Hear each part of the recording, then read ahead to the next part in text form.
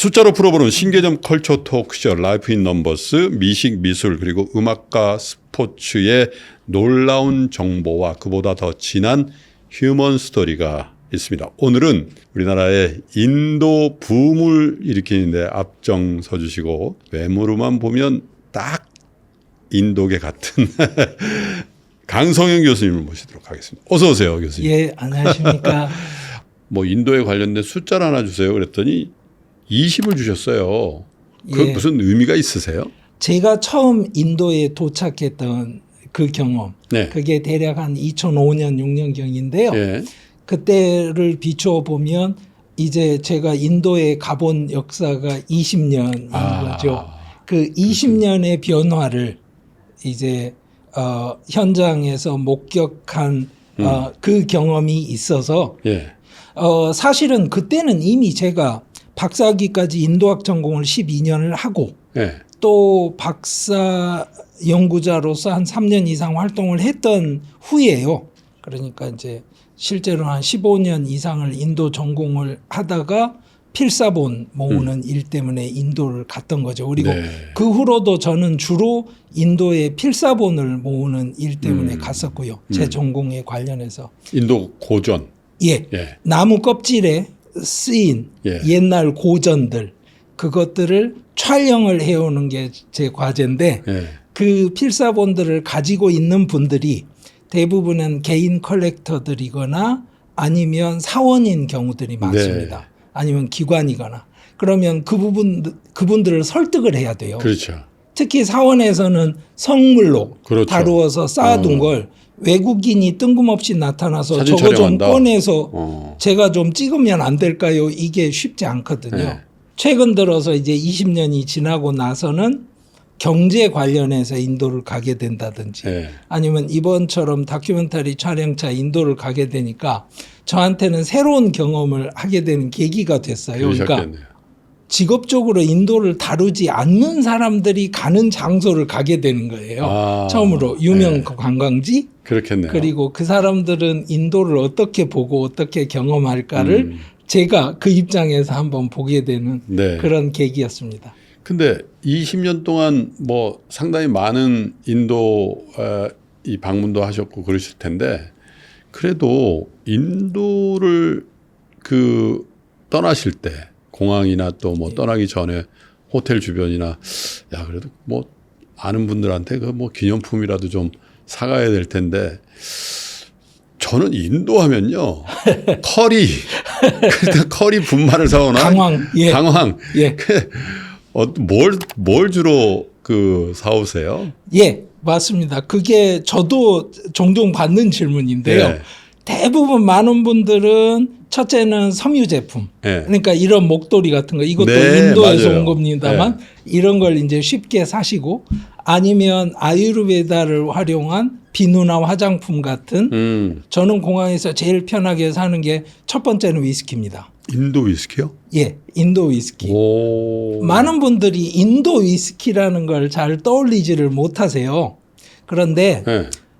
영국 식민지를 겪었으니까 생각을 해보시면 그러네요. 이미 1820년경에 그 꺼솔리라는 곳에 그 다이어라는 영국 사람이 이 디스틸러리 증류소를 차립니다.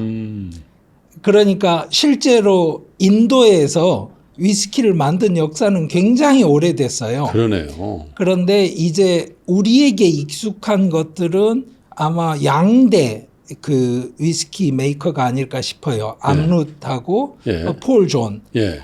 가끔 국내에 유통도 된다는 이야기를 저는 들었습니다. 그런데 이런 거죠. 인도가 지금까지 계속 식량난을 겪어왔잖아요. 예. 그러니까 밀이 남아도는 사태를 겪은 거는 공식적으로는 2004년 정도예요. 어허. 그러니까 그 전까지는 사람이 먹을 밀을 가지고 술을 만든다는 게 사회적으로 용납되기 힘들죠. 우리도 쌀 막걸리 못 만들게 했었잖아요. 맞습니다. 근데 최근에 달라졌잖아요. 많이 만들려고 하죠. 맞습니다. 그래서 2004년에 바로 인도 주류 메이커 증류소들이 영국에서 인도 위스키를 론칭을 시킵니다. 영국에서 인도 위스키를 파는 거예요? 예. 요런 예. 녀석들이에요? 예. 와. 그러니까 무슨 말이냐면 왜 그런지를 설명을 드리자면 인도에서는 위스키를 만들긴 했어요. 예를 들어서 뭐 82년부터 폴 존이 만들고 했지만 판 거는 뭐냐면 전부 다 럼, 그러니까 당밀 있잖아요. 그렇죠. 사탕수수. 예. 사탕수수로 만든 럼에 위스키를 한 10% 섞어서 위스키라고 붙여서 파는 거예요. 우리도 그런 거 비슷한 거 있었어요, 예. 옛날에. 인도에서는 법적으로 뭐라 그러냐면 인도 생산 외국 주류라고 부릅니다. 그래서 인도에서 팔리던 위스키라는 게 우리가 아는 위스키가 아닌 거예요. 네. 그러니까 어떤 통계치에 보면 미국에서 1년간 팔린 위스키의 2배 반, 3배 정도를 인도 위스키로 소비되고 있다라는 발표가 있는데 틀린 건 아닙니다. 그런데 그 위스키라는 의미가 다른 거예요. 다르겠네요. 예. 예. 그런데 최근 자료를 보고 믿을 만한 걸 보더라도요. 스카치 위스키를 수입한 총량이 지금 전 세계 2, 3위 안에 들어갑니다. 인도가. 그리고 액수로 따지면 예. 7위던가 9위던가 그렇습니다. 그 말은 무슨 말이냐면 조금 저가의 스카치 위스키를 대량 수입해서 예. 럼에 섞어서 판다는 거예요. 그런데 이제 인도에 있는 증류소들도 전부 다 싱글 몰트 위스키를 시장에 내놨을 때 우리도 이제 경쟁력을 가질 수 있다고 판단을 한 거죠. 그래서 인도에서 위스키를 만들고 인도 위스키라고 광고하면서도 상표 론칭은 영국에서 합니다. 그래야 사람들이 저건 럼이 아니라 위스키구나라고 받아들여요. 예. 그래서 최초로 위스키 증류소가 들어섰던 인도 서북부 지역에 우타라칸트에 있는 아주 가까운 산이 하나 있는데요. 예. 인도에서 3번째 높은 산입니다. 그 산 이름이 까메시예요. 그 산 이름을 딴 위스키를 제가 그게 까메시 가져왔고요. 있네요. 예. 그래서 이 위스키를 제가 동료들에게 소개를 해서 약간 맛을 보게 해드리면 예. 뭐 많이 드시라는 건 아니고요. 향을 한번 아니 많이 주셔도 됩니다. 향을 한번 맡아보시면 예. 제 동료들 커멘트는 첫째가 이겁니다. 꼬냑 아닙니까? 그러니까 무슨 꼬냑은 말이냐? 사실 포도주거든요. 예, 향이 굉장히 다채롭고 강합니다. 좀 더 주세요. 예, 향을 한번 맡아보시죠. 오케이. 어떠신가요? 정말 의외의 맛이 좀 있지 않을까 싶습니다. 꼬냑과 싱글 몰트의 중간쯤? 예, 그렇죠. 중국 음식 좀 시켜놓고 착 먹으면 입에 쫙쫙 붙겠는데. 이 지역에서 아주 멀지 않은 지역에 있는 람푸르라는 도시에 네. 있는 증류소에서 나온 위스키를 또 예로 제가 가져왔는데요. 네. 약간 보수적인 스카치 위스키의 맛에 강한 그런 위스키입니다.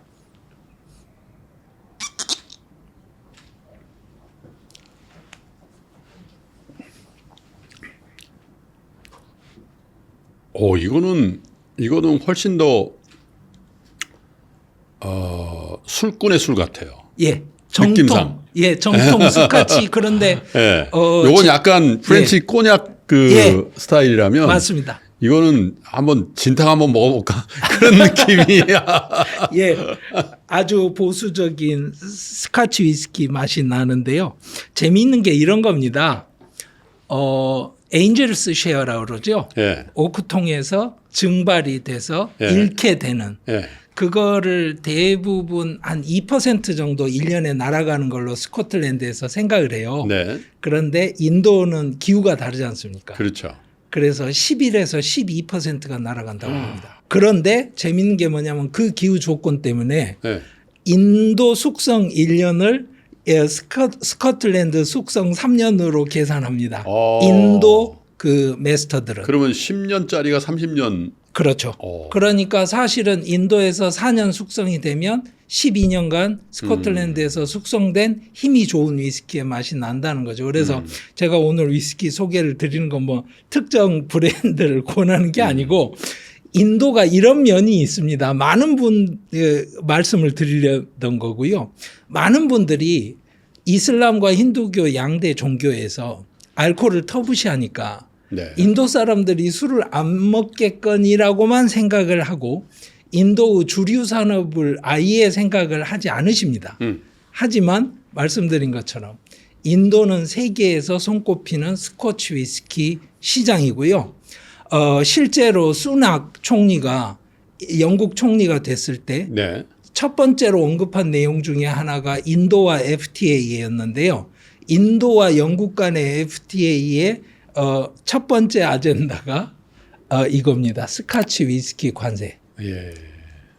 이게 영국한테는 큰 현안이었던 거예요. 인도에서 관세를 꽤 많이 매기는 모양이에요. 그렇습니다. 그러니까 인도 입장에서는 이제 이미 있는 인도 증류소들이 지금처럼 저가의 알코올이 아니라 고가의 알코올을 만들고 그거를 국내 시장에서 소비시키고 장기적으로는 세계적으로도 인정을 받겠다. 사실 면세점에서 가장 눈에 잘 띄는 게 담배와 술 아닌가요? 그렇죠. 그러면 하기야 뭐 우리가 요즘에 일본 위스키에 그렇게 열광한다는데 예. 사실 한 5년 10년 전만 해도 야 무슨 일본 위스키를 마시냐 그랬었거든요. 예. 어쩌면 한 5년 정도 뒤에 또 인도 위스키에 또 열광하는 우리 위스키 애호가들이 생길는지도 모르겠습니다. 숫자 하나를 더 여쭤보고 싶은데 야 내가 이 숫자만큼 한번 뛰어넘고 싶었는데 앞으로라도 그런 숫자가 있으세요? 사실 굳이 떠올리자면 저는 65가 떠오릅니다. 65? 연령하고 관련이 있으시나요? 예, 정년퇴임하는 네. 나이죠. 저는 제가 비엔나 대학에서 이제 한국으로 들어가겠다라고 결정을 했을 때 그 비엔나 대학에 계시던 대가 분이셨는데 그분이 아주 유머러스한 분이기도 했거든요. 저한테 세 가지 말씀을 하셨어요. 강 박사 한국 가면 일 너무 많이 하지 마.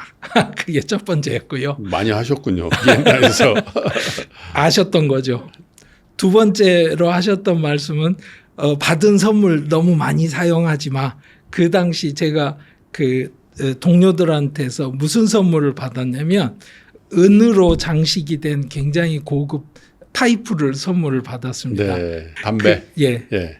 그 말씀을 하셨고 세 번째가 농담 삼아서 웃으시면서 그 말씀을 하셨어요. 공부는 정년퇴임하고 나서 시작하는 거야. 그래서 저도 의무를 갖고 해야 되는 일들이 다 끝나는 65세가 되면 그리고 물론 그때까지 은행 대출금을 다 갚는다는 전제하에 그러고 나면 제가 하고 싶은 공부를 결과물을 창출해야 된다는 압력과 무관하게 하고 싶습니다. 그러면 그때는 다시 출발을 할 거라고 생각합니다. 예. 뭐 새해가 이제 시작된 지 한 달이 좀 넘어가고요. 또 우리 명절을 이제 지내게 됐는데 뭐 우리 팬 여러분께 또 시청자 여러분께 인사 한번 하시죠. 평소에 하기 힘든 잡다한 이야기들 할 수 있는 오늘 기회, 굉장히 정겨웠습니다. 예, 기회 주셔서 감사드리고요.